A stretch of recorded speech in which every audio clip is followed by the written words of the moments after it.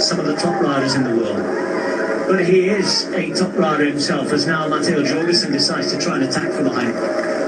If he can do that, just shows that the chase wasn't really on as much as it could have been going. No, he just had a bit of energy. This is what I was saying. If you want to try and win the race, then, you know, bring Mads Pedersen back and try and have, even if you don't have a sprinter, try and win it with an opportunity to attack. But that hasn't been the case today. And this man has been head and shoulders above everybody else. He's 29 now, it's Mads Pedersen. He started the year chasing cobbles.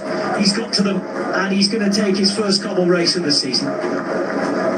It's going to be a third Wevelgem victory for Mads Pedersen, joining the likes of Cipollini on 3.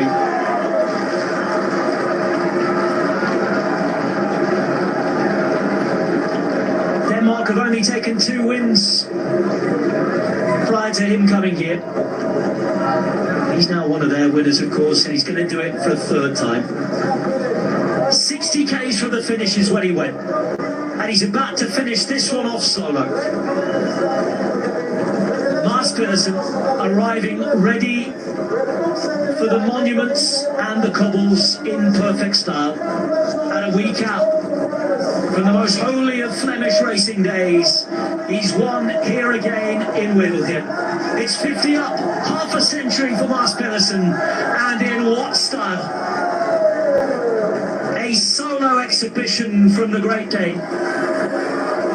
And in a windy, blustery, full force Wevelgem and Flanders fields, Pedersen is the hero for the 3rd time in his career. Who's going to join him on the point? It's a big group, plenty of fast sprinters are here. Next to Sastar, trying to sprint away and do their best to get it. Lidl Trek will be hoping to try and make it 2 of their top stars in 1 and 2, because Jonathan Milan is there being led out on the right hand side now. And here goes Milan with a sprint on the right.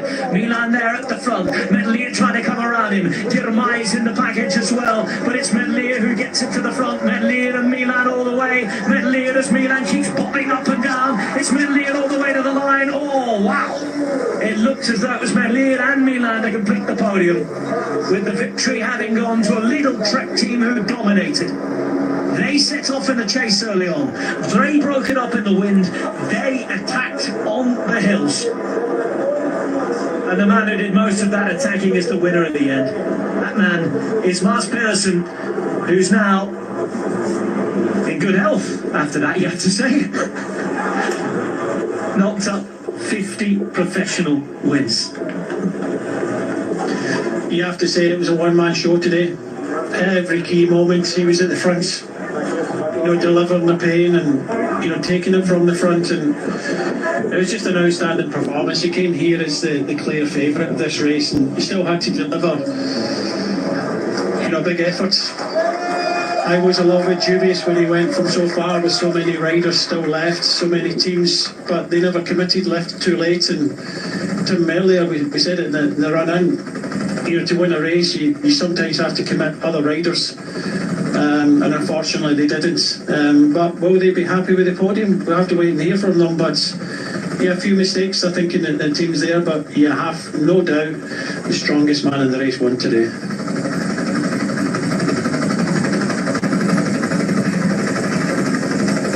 Another exploit from Mads Pedersen, and what a way to bring up 50 wins. Second place there for Tim Medlier, who thanks Yves Lombard for all of his work.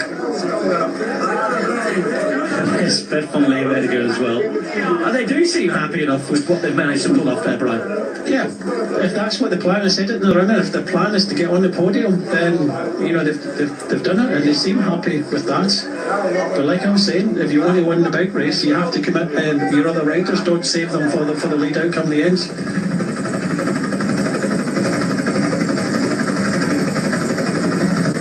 Well, we've been looking in and around the old history, haven't we? There's some more recent stuff here. This is the Yugoslavia Pavilion Expo 58 in and around Wevelgem.